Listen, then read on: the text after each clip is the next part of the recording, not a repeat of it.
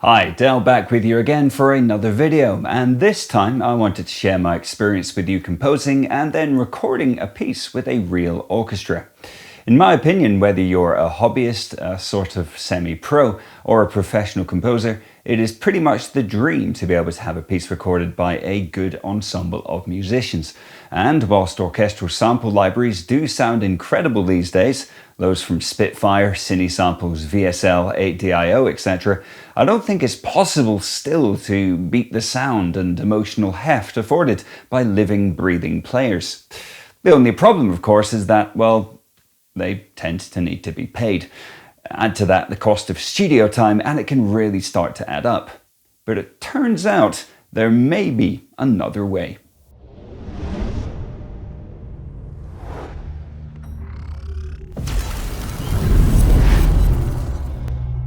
So, how much would it cost to hire a studio and orchestra? Well, Abbey Road Studio 2 was about £1,500 for the day at my last check, and that didn't include a house engineer, or indeed any musicians. All-in-one services do exist. Holywood Scoring offer a brilliant service where your piece is recorded in LA by paid-up union musicians with scores prepared by Joanne Kane, who do a big chunk of the Hollywood film score preparation. But at several £1,000s for demo purposes, this was still a little out of my price range. For small groups of instruments, there are options. I have a good working relationship with Pete Whitfield at Realstrings, who offers excellent string arrangements at a very fair price. But what about that full orchestra?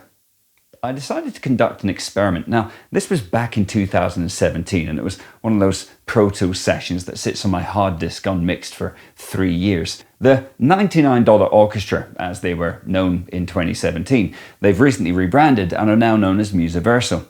They offer a range of ensembles to play your music, from the reasonably priced soloists and quartets up to their rather larger 30 and 51-piece epic orchestras. Bear in mind that for a minute of music in the can, you probably need about 14 to 15 minutes studio time.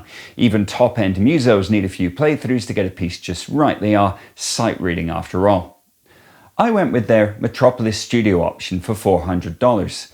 It was a 14-minute session with a 20-piece orchestra, which I knew would give me about a minute of music. If you're writing for studio orchestra for film, you don't use a key signature. Just put all the accidentals in the score itself. Ain't nobody got time for key signatures. Of course, writing for film, generally you'll have a whole bunch of time signature changes as well to hit various hit points in the film. Make sure those time signatures are nice and fat across those staves. Make sure that you transpose the parts for transposing instruments as well, like the B-flat clarinet or the horn in F. Generally, professional musicians can do it on the fly, but it's just good practice and a professional thing to do. What I received from Musiversal after the recording session was a Pro Tools PTX session and around 200 or so additional files, comprising a pretty impressively comprehensive mic setup for sections and soloists, as well as a decker tree, hall, additional mics, and a monitor mix. Now you can see why it took me so long to mix the damn thing. It sounds pretty good, to be fair. With a 20-piece orchestra, I knew I'd probably have to beef it up with additional sampled instruments, and that's exactly what I did. I whacked some additional Vienna Symphonic Library synchron percussion, Vienna choir soprano section, Cinebrass sonore French horns, and some Nexus synth bits for a hybrid orchestral touch. I then got Andy Walter at Abbey Road Studios in London, one of the world's top film soundtrack mastering engineers, to give the final master and sheen. And so this is the final piece of music.